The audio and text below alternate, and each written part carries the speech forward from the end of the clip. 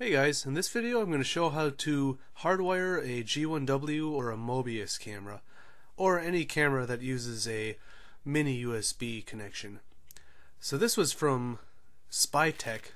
Their website is spytechinc.com. I'll post a link down below, but this is only like a $10 or $14 hardwiring kit. And not only will it let you save your 12-volt socket or your cigarette port in your car, it'll also allow you to run it while your car is parked if you want to, and it'll cut the power to the camera if the voltage drops too low for your car battery. So here you can see that's the mini USB that the G1W and Mobius use. Several other cameras use that also, but those are the most popular cameras. So this little box is what reads the voltage of your car battery and will actually cut the power to the camera if the voltage is too low. But that's only if you're connecting it to a permanent power source. So I have all the tools I'm going to use and what I need to hardwire this Mobius. So this is the hardwire kit from Spytech. This is an add circuit.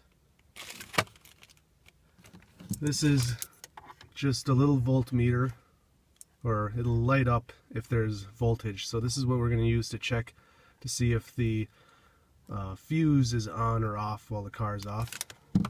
And then this is just for connecting the add fuse, just to clamp it down. So I'm going to be connecting this Mobius. Currently it's just using the port down here.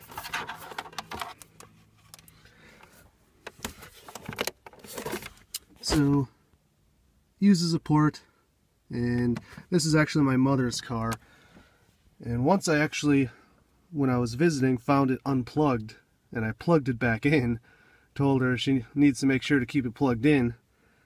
I don't know if she was using a GPS unit or what, but 2 weeks later was when she got in that accident where I showed the footage of the car being rear-ended. That was in this car, and she just got it back recently. So now I'm going to hardwire it to make sure this doesn't happen again.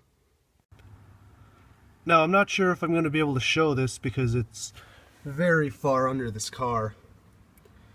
Real pain to get to this one. So here I'm going to show how I'm testing the fuses. When it lights up, that means there's a voltage going through it. Right now the car is off, so any of them that light up are powered even while the car is off. But I only want one that's on while the car is on. And I'm going to use one of the accessory cigar ports, which is typically what most people would use. One thing I should mention is you should check your owner's manual and make sure you know what fuse you're taking out or using. It's best to use just something like the cigarette port or whatever, some sort of accessory port. So you don't want to use anything like the airbag because that could be dangerous. So make sure you check your owner's manual and know what fuse you're using. So the cigarette plug has a 20 amp fuse, so I put a new long 20 amp fuse in it, and 3 amps is the smallest fuse I had, but the hardwiring kit says it outputs 1.5 amps. Shouldn't be a big deal if you have 3 amp or higher in there, but that's just what I'm using. So now I will connect this to the hardwiring kit by sticking the cable. So you would stick that into the blue side of the add fuse and then clamp it down. So now I have it connected. I clamped down the blue part to the hardwiring kit and put fuses into the add circuit. Now I just got to place it back into the fuse I took out. Then you got to make sure to connect the ground to a proper location. So typically any sort of screw underneath that is connected to the frame would be okay.